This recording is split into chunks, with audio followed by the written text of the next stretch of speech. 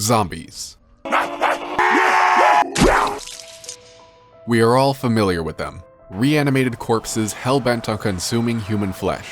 But have you ever wondered what these beasts actually are? What might be going on behind those glowing eyes and what it might be like to be one? Well, I have, and it seems like there actually is an answer to this question.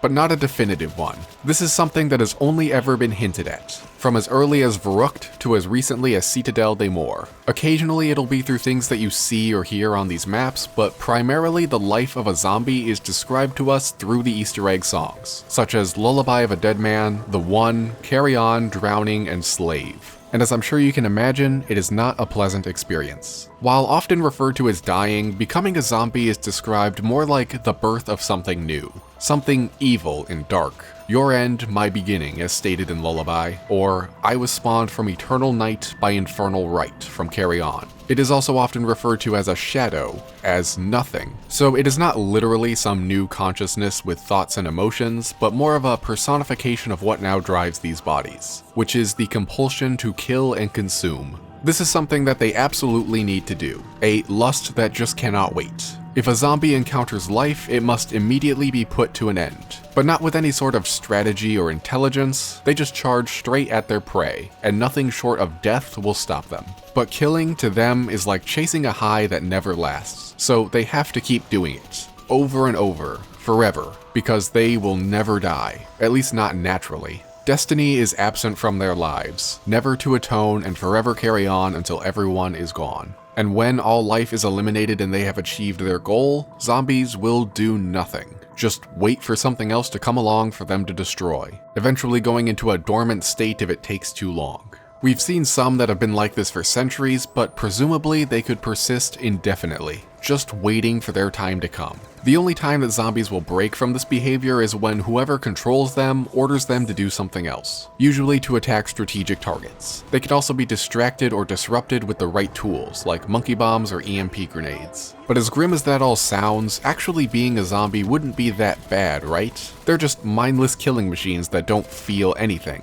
Well, actually, maybe not. A reoccurring theme in some of these songs is a dreamlike state, the sensation of falling and being enslaved, conflict, suffering, and regret. Asleep or awake, indifferent now, I drift down a little further down into the great unknown. My resistance is silent. I'm falling ever faster. I'm thinking all the way down, and please forgive me. We've seen on several occasions that zombies do have souls, or as Purnell would call it, a life force. But what if what this is the consciousness of the people they once were? Perhaps when they turn, they become trapped in their own bodies, aware of what's going on but unable to control anything. Like locked-in syndrome, but instead of being paralyzed, their bodies continue on their own, making them a slave to synapses. These souls may try to resist. They don't just give up and die. This may explain why some behaviors carry over into death and why there was limited success in training the zombies, because the person inside is fighting against the infection. But without help from something like the VR11 or the Elemental Shard, this is a battle that cannot be won. So they are forced to watch firsthand all of the terrible atrocities that they unwillingly commit. They see their victims beg and plead and cry and then finally die, violently. Then they go from that to just existing, idly, until it's time to kill again. And so the question is, how long could somebody endure this? I'm no psychologist, but I can't imagine that anybody would last very long. Sooner or later, everybody is driven mad by this condition.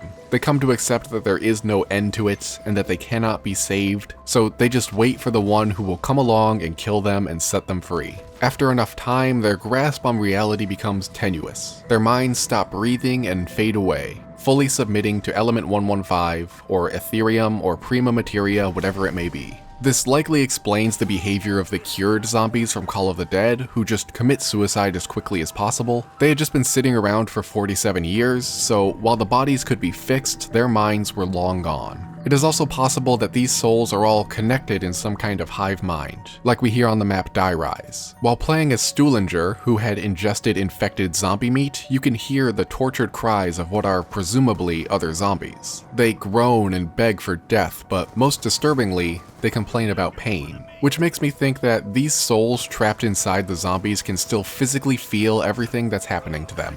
According to Dr. Gray, their nerve endings are fried, so this shouldn't be possible, but also we're dealing with supernatural forces, so anything goes. Plus, there are references to all 5 senses in these Easter egg songs, including touch, feeling a carry-on, describing the texture of a body, so it doesn't seem that far-fetched that they can feel pain as well. The pain of being shot, blown up, electrocuted, burned, frozen, impaled, whatever method is used to kill them. At least in those situations they're being put out of their misery, but zombies who are just idle, they can probably feel themselves rotting away, their organs failing, starvation, suffocation. It is a horrifying existence, and quite scary to think that within every zombie you see is a human soul desperately hoping for it all to end. Even worse is that nobody in-universe, other than maybe Richtofen, would even know about this. Everyone believes that these people are just gone for good, but little do they know that they're still in there, suffering in silence. Every zombie you kill is an act of mercy, so keep that in mind next time you hold a crawler at the end of a round.